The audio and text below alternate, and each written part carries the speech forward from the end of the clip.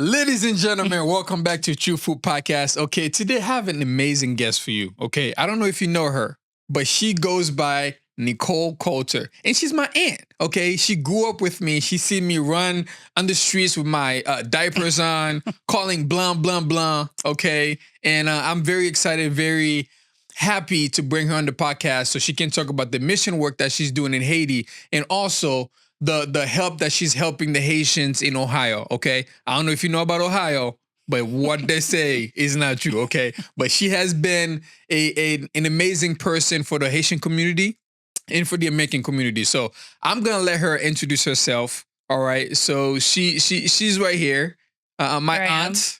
Okay, I would like for you to introduce yourself and let the people know what do you do. Well, Jepate, it's nice to be here with you today. Thank you. I'm keeping that nickname alive for you. Jepate, I know it's been a long run. Somebody pronounced your name wrong. Remember long ago where a letter came in the wrong name, so we stuck with Jepate. It was fun. Yeah. So I'm Nicole. I'm excited to be here. I always like the chance to talk about Haiti and kind of the role Haiti's played in my life. Yes. So I'm married to my high school sweetheart, and my family is basically all Haitians except for my little surprise baby that came along. Yeah. And so Haiti is every day in our life. Right now, we have a family living with us on the humanitarian parole program. Mm-hmm. So pretty much every day I'm living Haiti, even though I'm in Toledo. But the way it all started was we went on a mission trip with our church. We were in our 20s. Right. And we felt like we should do something to give back, Yeah. So we went on a mission trip. And we met people like your dad. Yeah. Very first couple days in Haiti that we've been friends with and have worked alongside ever since then, 27 years ago. Yeah. And that's why I'm here. Yeah. That's one of the reasons why I'm here. Yeah. And here But continue. Yeah. So our lives were completely changed by the Haiti trip. Yeah. So here's my story to sum it up for you, what happened to us. So we were young. We were pretty selfish. We had pretty selfish goals. Okay. We went on this mission trip because, we felt a little guilty. My mom wanted us to go, so we went. Well, a couple days into the trip, we saw this man, those guys that carve the furniture and kind of on the side of the road, they're carving beds and chairs and stuff. Yeah. So there was a guy carving a chair. Okay. And Uncle Aaron, he can do anything, right? All my little Everything dreams he can make come true. Of course. He can fix anything. So I was trying to figure out a way to buy one of those beautiful hand-carved wooden chairs, have Uncle Aaron take it apart, fit it into a suitcase, bring it home, and him put it back together. Yeah. I mean, it's a very easy plan in my mind, right? Yeah. And Uncle Aaron said, I think we should help a family with that money instead. So that's pretty much the inspiration. That's how Head Outreach started. That is crazy. So ever since then, you've been going back to Haiti and just helping different families. Yep. So it started with sponsoring families and then learning about how to help people in bigger and better ways. We could help one family pay their tuition for school. Yeah. But then we started realizing, or we could just hire a teacher and then that would help 15 or 20 kids instead of just one. Yeah. And the teacher would make money, so it would still help her family. Yeah. So it really was just a snowball. And people like your dad and Caitlin that God just put in front of us that were key people we needed in the community. Yeah. And so they ran the mission day to day. We visited Haiti. I went to Haiti close to 100 times over about 25 years. That is insane. Every few months, I was either putting together bags to go to Haiti or unpacking from a Haiti trip pretty much for 20-some years. That is amazing. I didn't even know it's been that long. Yeah, long time. You've been going since 1997? 97, yeah. Wow. So it all started with Grammy. It all started with Grammy when our church was going on a mission trip. Yeah. And there ended up being about 30-some people went. And Grammy's like, I want our family to go on this mission trip. Yeah. So, we did what Grammy wanted. Was it people from the church or is it from it was people from Calvary Bible Chapel, our old church. Okay. Yep. So mom and dad, my sister and brother, Aaron and I, and then a whole bunch of other people from the church. Yeah. All went along on a trip. And our job was to work on this construction site. Okay. So Uncle Aaron and I had trouble with it because we were there working. And then there was, how the Haitians kind of gather to watch what's happening. Of course. So we're looking over, we're like, there's a lot of young, healthy people that could probably work faster and better than we are. Yeah. And could probably use the money to get paid to do this job. Right. So that inspired us to work a little differently. So we didn't bring Americans to do things that Haitians could do. Yeah. We brought Americans to Haiti to really try to inspire people and to walk alongside them to help their community but really put a lot of the power, really wanted to empower them. Yeah, to And do so, something. yeah, because like you're a young guy, you need a job. What Yeah. helps you more, a job or money? Oh, You the know, job. The a job is job. always gonna pay the money. So Right. It pays the money, but then you also have that pride and that fulfillment of, wow, I yeah, took care of my own family. Right. yeah. So that was always our goal from the very beginning, was really to help the Haitians be able to help themselves. That is amazing. That is amazing. But we're not gonna stop there. Okay, this is an amazing story. We're not gonna stop there. So I got a few questions All right. to go deeper into, what inspires you to go to Haiti to help people help themselves and so on. Okay. Okay. So All right. I'm gonna start shooting some questions. Are you ready? All right. I'm ready. Let's do it. Let's do it. All right. Number one. Can you share some of the most significant changes you have witnessed in Haiti since you have begun your missions in Haiti? Over all those years, Haiti's had periods of really good stability. Yeah. And it's always kind of a roller coaster where it's more stable, less stable. I remember the UN being there. I remember the UN guys with the big guns on the trucks downtown Lakai. Yeah. When we'd go to the grocery store to try to find Diet Cokes, and there's the guys with the guns. I remember a couple times where your dad would call and say, it's not safe, you can't come. Yeah. And we would cancel a trip. One time we were at the airport in Toledo waiting to leave, and the flight was canceled because of civil unrest. We didn't get to go. So really, it's been kind of a roller coaster of things over the years, but just gradually declining. Yeah. And so we saw our money was worth less, worth less and less. Their money was worth less and less. Our dollar used to get 3 Haitian dollars. Yeah. Now it gets like 24 Haitian dollars. Yeah. Yeah. So the Haitian good is worth like nothing now. Yeah. And so that was one thing, the instability, the cost of getting things, all of those things just got worse and worse over the years. Yeah. So basically what you're saying is if somebody's trying to look for living in another country, Haiti is that place because your money's going to be a lot. Okay. Well, your money's going to get you a lot of goods, but you might not be able to find what you want to buy there. That is true. That is true. All right. Number two. What motivated you to focus on the nonprofit efforts on building schools and health clinics for pregnant women? Because I know you help a lot of pregnant women to get their checkups and their pregnancy evaluation. And I don't even know if that's the right word. Would you like to elaborate on that? Yeah, so that came about, again, most of these things happened because of personal experiences in Haiti. So our friend Caitlin, she was pregnant. She had a stillborn baby before that. Oh, wow. She was really scared. So me and Amy and Joni planned a trip to be in Haiti when she had the baby. Okay. And I got to be by her side holding her hand as she delivered in the general hospital in downtown Lakai. Wow. Yeah. And it was terrible, Jeff. I've never experienced something like that in my life. We have it good here. Most people don't realize how good we have it here. They have no idea. I mean, when I had Nathan, it was just, Aaron was beside me. It was clean. There was really good staff. They had everything they needed. Yeah. And in Haiti, I watched Caitlin suffer, didn't have medicine, didn't have comfort, didn't have sympathetic nurses. So fortunately, Shanika was born and she was healthy and everything was great. But that really inspired us to try to build something that would help women. Yeah. Our dream was to have a birthing center. My dream is to have a beautiful place where women can come and deliver their baby. We're not there yet. Yeah. But right now we're doing a lot of education, and we have weekly meetings with the midwife where they get checkups and they get vitamins. And when they're ready to go give birth, they've had some education. They've learned about breastfeeding. So there's a lot of things that we have in place now, but it's really the beginning of a bigger dream. Yeah. So would you say you would want to have like basically a whole hospital for women that are in distress, that not getting the right medication or whatever they need?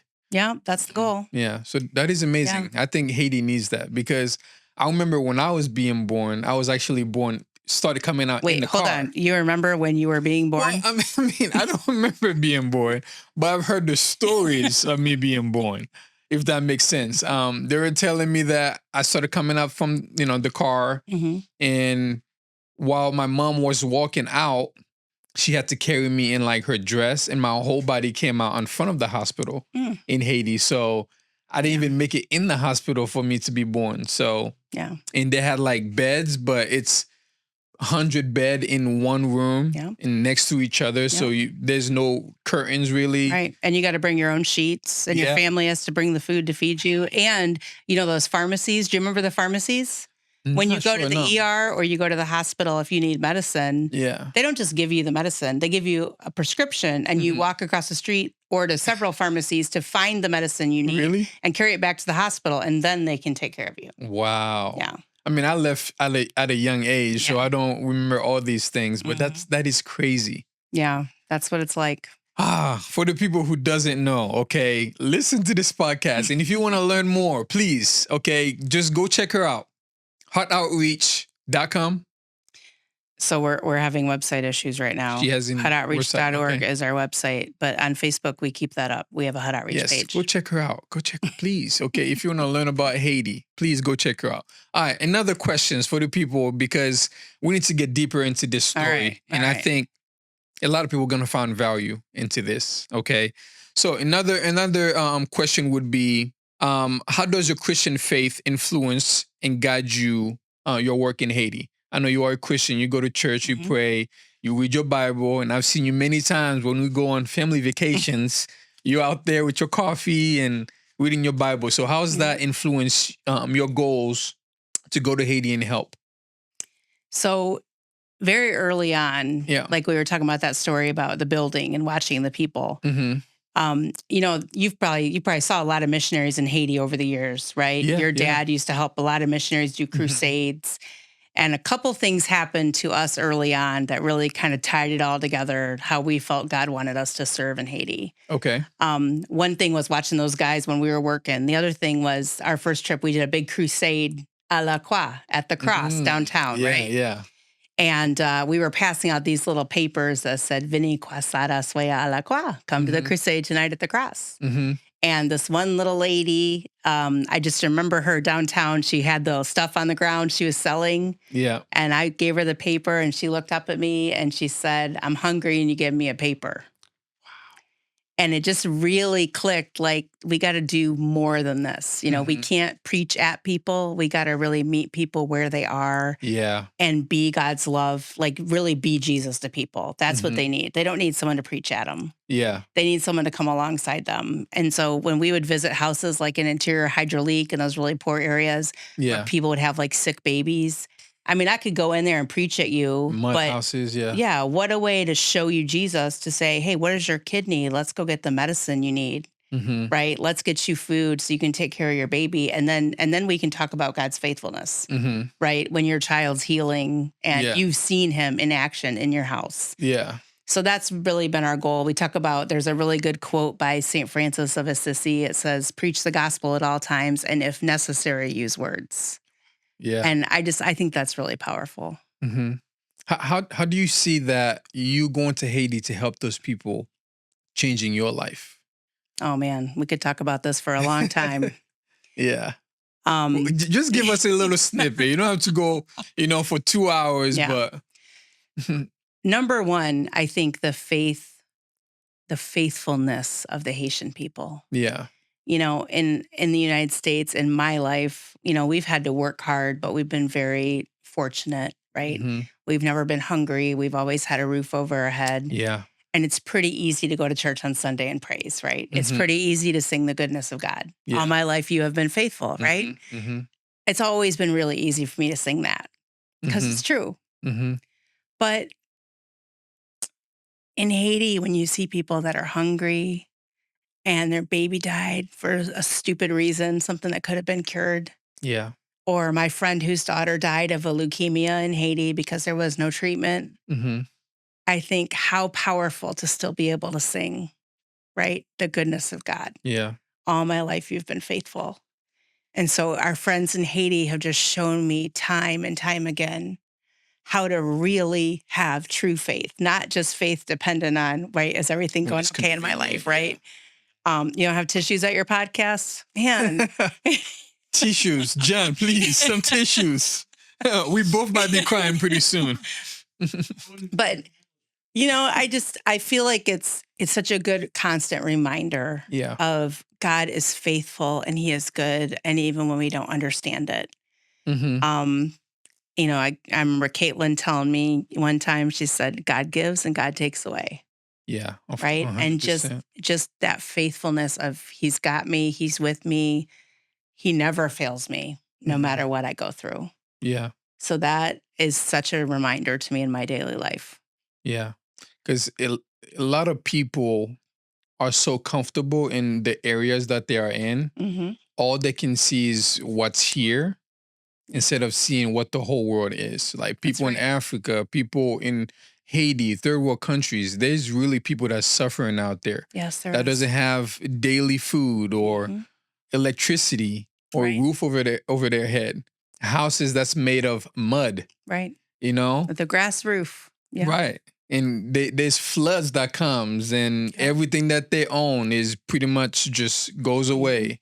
And we are here, we are fortunate enough to be able to afford places to live and Right. to be able to put, plywood over our windows so that we don't Right. get flooded. Right. Or go to an Airbnb when there's a hurricane coming, right? Exactly. I mean, we've been to Haiti after hurricanes, and just Mhm. I once went to a house that had literally fallen down, Mhm. but the roof had fallen in a way that there was still a few feet below it, Yeah. and the people were still living under it Yeah. because they didn't have another thing to do. The walls fell and the roof fell, and there it was like a tent They had now, to sleep and they stayed somewhere. there.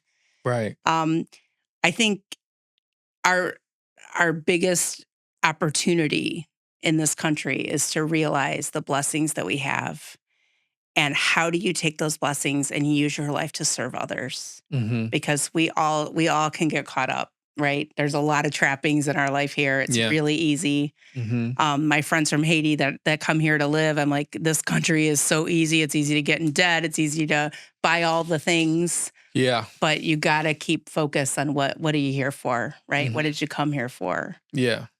And one thing I would say too is like for the Christians out here, right? Hmm. That thinks, oh, it's so easy, send the Haitian back or do this, do that.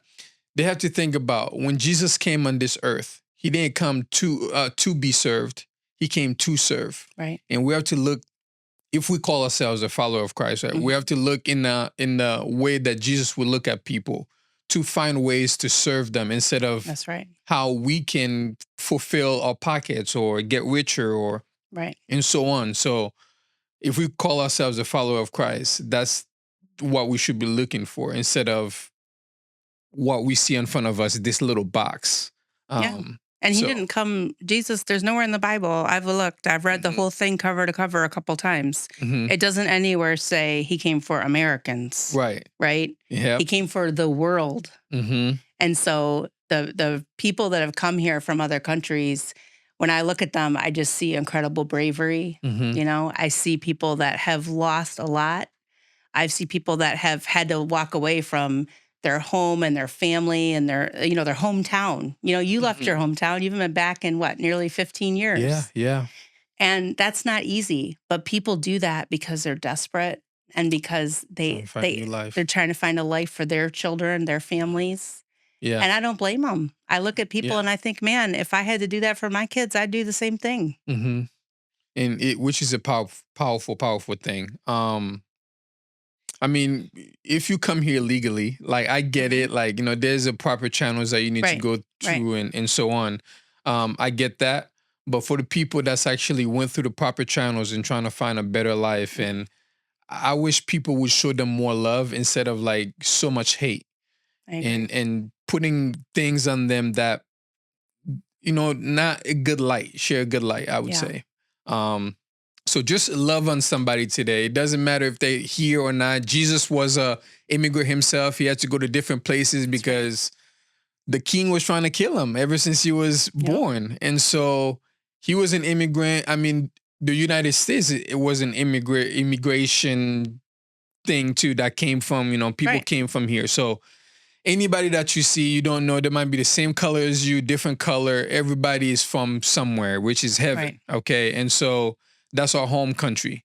If you see somebody, doesn't matter where they come from, just show them love today. All right. Please. And thank you. That's right. God bless you. Yeah. All right. Next question. What are some of the biggest challenges you have faced while working in Haiti, and how have you overcome them?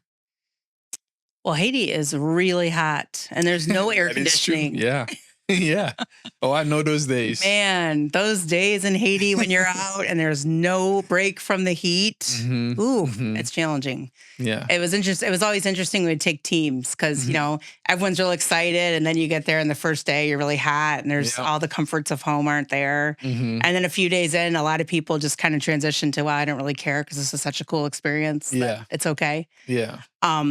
But yeah, I mean, Haiti's challenging because, you need fun, you need money, you need funds to do everything, just like here, right? You want to build a school, you need money. You want to hire teachers and pay them every month, you need donations. Yeah. And things are just hard. There's no Home Depot, there's no Walmart to run to. You got to scour the town looking for stuff like a scavenger hunt. Right. I mean, we've gone downtown looking for all things. I remember one time we built a ping pong table. Really? We found ping pong balls downtown. Can you believe it? That's amazing. So that's always challenging, just finding supplies and figuring out how to, afford to buy them. And always balancing the many, many needs. Yeah. One of the things we've tried to do over the years is always look at long-term and short-term needs, right? Because in Haiti, everybody needs something. You could give out money all day long and then tomorrow give out money all day long again, and you wouldn't really do anything. Yeah. So that's part of the way we got to doing the schools, because it was an ongoing way to serve people and help meet a need that was lasting, by paying the teachers and helping the kids get an education. That is amazing, because Haiti do the education, like the private education. So that is amazing that you started the school and the pregnancy for women. Yeah. Obviously, men can't get pregnant, but... Well, I don't know. It's kind of up for debate right now. That is true. That is true. So how many students do you think the school have right now?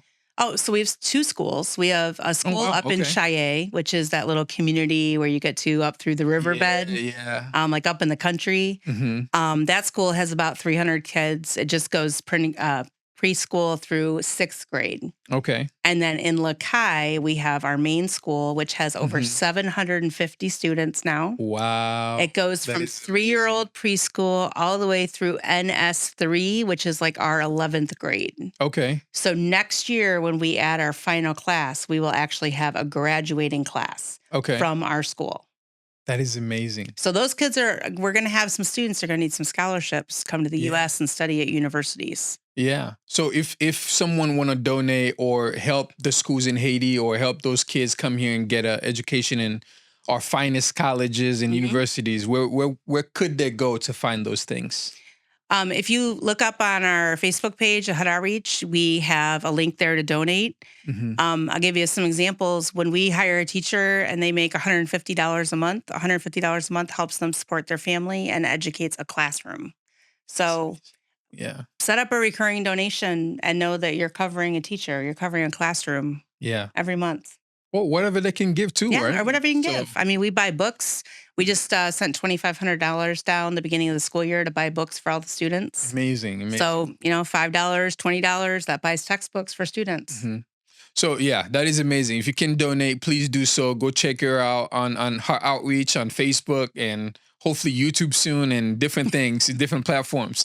But I know right now we can't really go to Haiti to do these things. Right. I know we can still send money and find people to do the things and trust people to do those things. But I know right now you are in the States helping people get education, going to college, helping people get their papers and so on. So how have you been able to help so many people here in the U.S.? Okay. Can I tell you a quick God story? Yes, please. Yeah. All right. This is a God podcast, of course. Really cool God story. So, Uncle Aaron and I, we get bored, right? Our kids are growing up. We want to have a thing. We can't really go to Haiti right now. Yeah. So there's this organization in Toledo called Water for Ishmael that does English second language classes. Okay. They've been around like 20 years. So I said, let's set up a tour, go check that place out. So Uncle Aaron and I went over there to the place to get a tour with their volunteer coordinator. And after a few minutes, she said, I love your heart for Haiti. I wish we had people from Haiti. In 20 years, we've never had anyone from Haiti here. But if we ever do, I'm going to let you know. Okay. God story. Yeah. 2 days later, I get a call from her. Would you believe a Haitian did an online inquiry about English classes? Do you want to talk to her? Yeah. So we called her. We set up a time to go to her house. We went to meet her. We sat in the front room of a house in a not great area in Toledo. Yeah. And met this lovely woman who had just recently come from Haiti. Started speaking to her in Creole. People started coming out of the woodwork in that house, Jeff, like poking their head around the door and bonsoir. Like, who's speaking Creole? Right. What white people are here speaking Creole? What is up? So that house is full of people from Haiti. 12 or 15 people living there. One bedroom, 2-bedroom apartment? No, a several bedroom, big old house. Okay.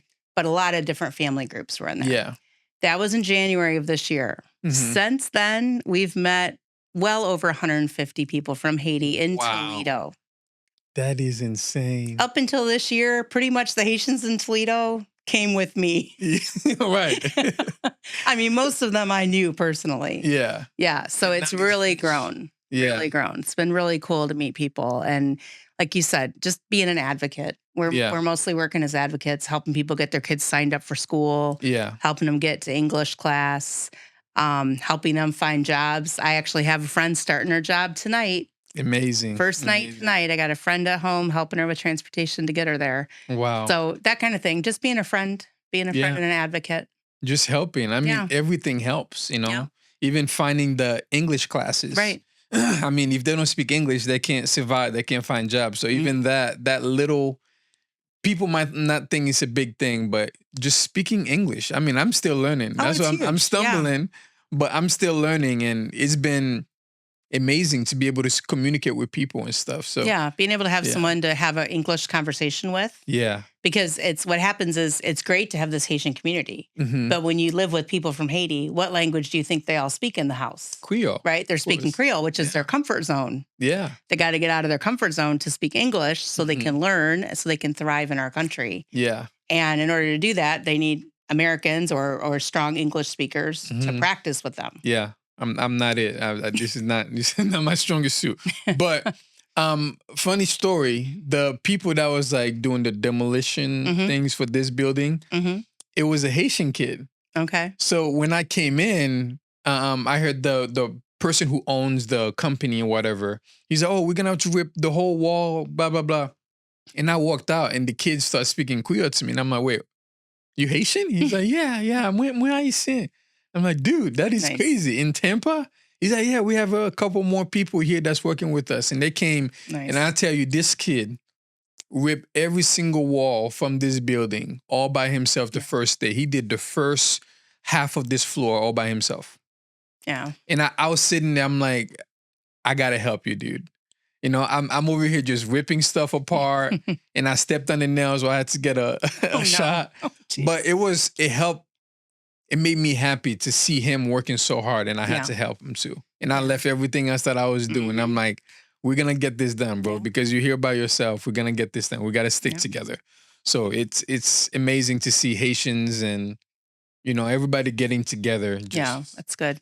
And Haitians are not afraid of hard work. No, they're not. I love that. Not. Yeah. Like, yeah. Anyway, let's move on. Let's move on to the next question. The next question is, how did you find the partnership with the University of Toledo? I know you take kids to Haiti to see how Haitian works and how you guys help the Haitians and stuff. So how did you get that partnership going? Well, that was Jethro, the Jet. The Jet. The storyteller Jet. Yeah, storyteller Jet. Jet lived with us while he was attending University of Toledo, and he made more friends in Toledo than I still have after being there my whole life. He knows more people.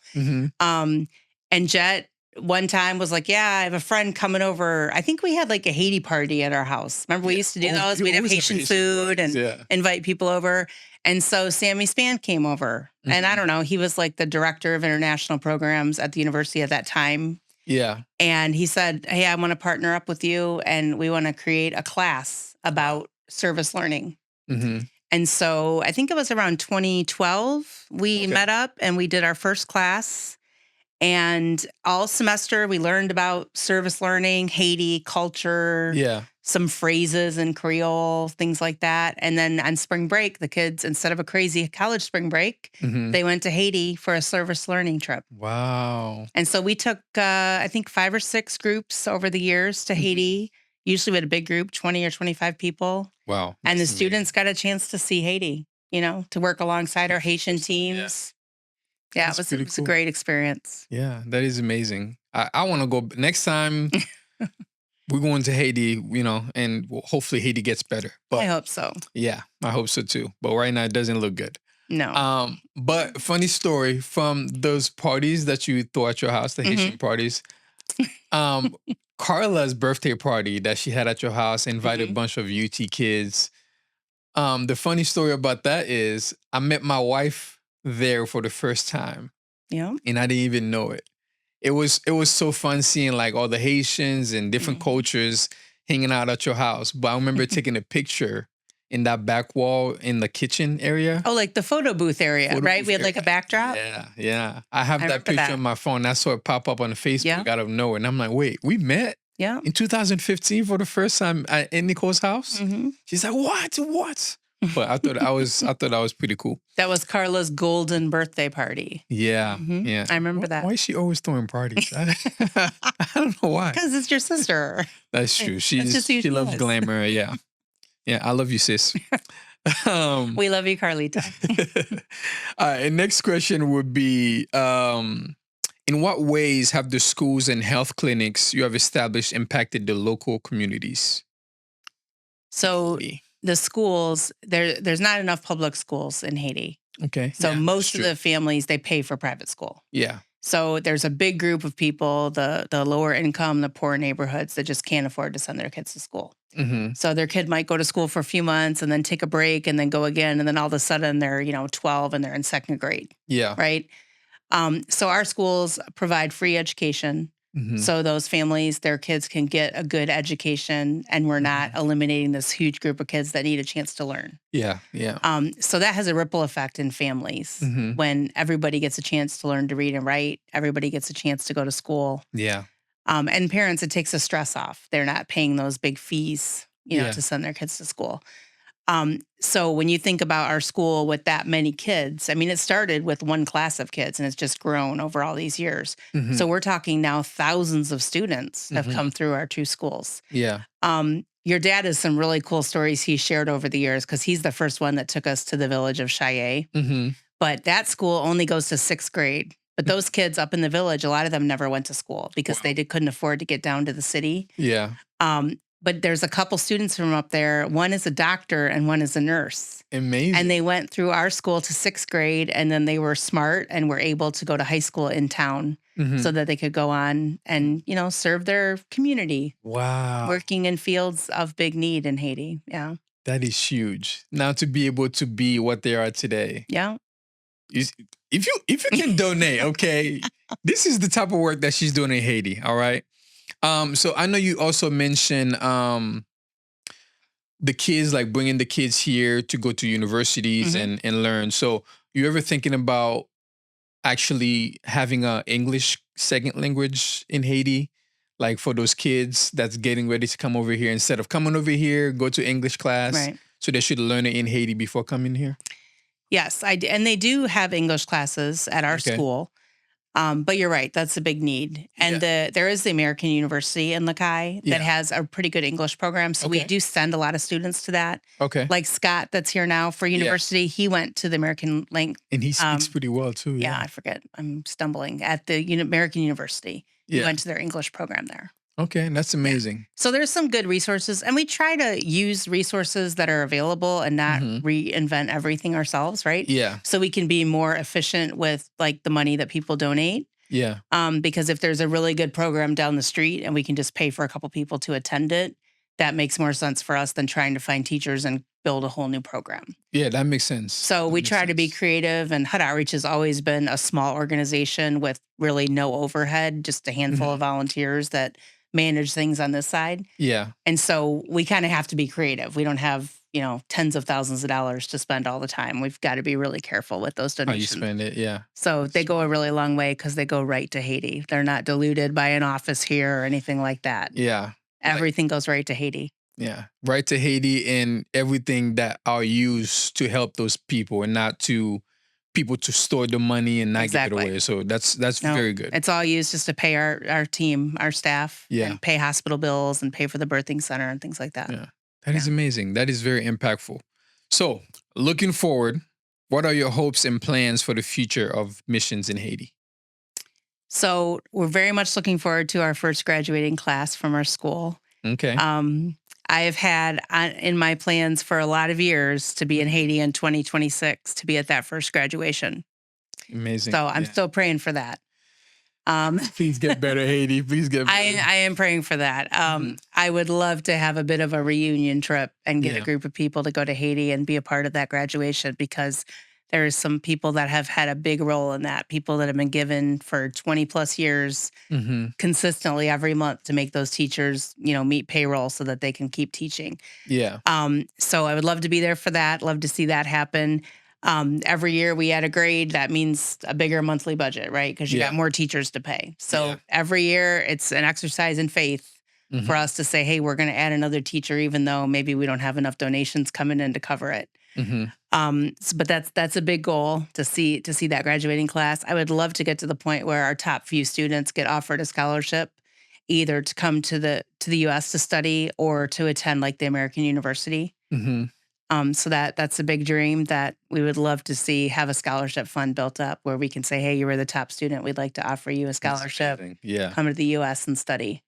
That would be amazing. So that's, a big dream, lots of dreams. But locally in Toledo, where we're based, we have a lot of Haitian immigrants, as we talked about. And we really want to build a bigger base of volunteers that are willing to be conversation partners. Yeah. Maybe give somebody a ride, maybe act as an advocate for somebody as they're navigating, job interviews or schooling for their kids. We just had a really cool event the Saturday before I came down called Femmes Vaillantes, Strong, Resilient Women. Yeah. We had a women's lunch with worship in Creole and English, and we got to give away coats and hats and gloves to all the women for their families. Because they're going to be cold. They're going to be cold. I was like, it's coming. It's held off so far, but it's going to be cold. Yeah. So that's a couple big things we're just trying to do, is really build our volunteer base in Toledo. And then we want to be an example. My dream is that Toledo will be an example of how to really embrace immigrants and how to help them succeed in our country. Yeah. And achieve the dream of why they came in the first place, right? They didn't come to barely make it, to rent a room in a crappy old house. That's not what they came for. Right. They came here for a better life for their families. And so I really want to encourage people to do that. Exactly. They want to work. They need help getting to English school and getting that started so that they can work and take care of their families. So if you had one message for the U.S. or for any country that are having immigrants coming in, especially Ohio, since that's where you're based and people there, what would you say to them on how they can help people and how they should view people? So the first thing you need to do is remember that every time you watch the news and they talk about those statistics, every one of those statistics is a person. It's a woman or a man. It's somebody's daughter. It's somebody's son. It's somebody's mom. And their only difference is they have a different passport, right? Yeah. I didn't earn my American passport. I didn't do anything. I got lucky. I got born in America. Right? And so the only difference between us is our passport. We're all children of God. Amen. We're all citizens of the world. And some of us got lucky with the passport and some of us didn't. Yeah. And I feel like that's kind of like grace, right? I mean, we didn't earn our salvation. We didn't earn being a child of God. We just are children of God. And so I just think you need to remember that every one of those people, every one of those statistics is somebody's family member. It's a person that you can get to know and you can support and love and encourage instead of just getting caught up in the statistics of it. Yeah. They're real people that have real stories. And if you could sit down with them and you would be inspired by what people go through in their life and what they're willing to work towards to save their family. If people's lives doesn't change from this podcast, I don't know what else will, because that was impactful. As we come to an end to this podcast, I know I can keep going for hours because I love Haiti so much and I love the stories And I love how you have impacted so many lives, including my life since I moved here, even before I moved here, right? Your kids are amazing. Love Nathan, love Weasler, Kid Love. They are my family. Everywhere I go, they are my cousins. We might not be blood. We are blood. We might not be blood, but we are blood. Yeah. I love these kids. I love you guys for helping me always. The Stanton family, they are my parents too. Okay. The kids. Yeah. Oh, I love those kids so much. And they always bring joy to me. And I'm an immigrant myself. So I'm very blessed to be here. I'm very blessed to have known you guys and for you guys to be in our lives, in my brother's life, my sister's life, and my parents' life. And for anybody that's out there that doesn't know about immigrants, please go check out her outreach on Facebook and get to know them, get to know the culture, get to know the program, what they trying to do. And I know God will open your eyes to see what's going on. I thank you so much for being on this podcast. I can't even talk. I thank you so much for being on this podcast. I hope it reaches a lot of people. But if they want to follow you on anything or if they want to donate on anything, where can they find you? Well, maybe you could fix my website for me so they could go to hutoutreach.org. Yeah, John can fix that for you. I'll tell you about that later. But right now, Facebook. I mean, I think we're on Instagram, but not really. A little bit. Well, we need to get that going. It's kind of obvious we're led by old people. We're only on Facebook. Yeah, well, with this, we're going to create some reels, so we're going to send it to that for sure. That sounds great. Yes. And having you guys part of our family is amazing. I couldn't imagine our family any other way. Thank you. God put us together in a really cool way. Yes, God always has plans. Yeah, he does. Amazing. Well, you have heard it here first, folks. Okay, have a great day and God bless you. Thank you. Thank you.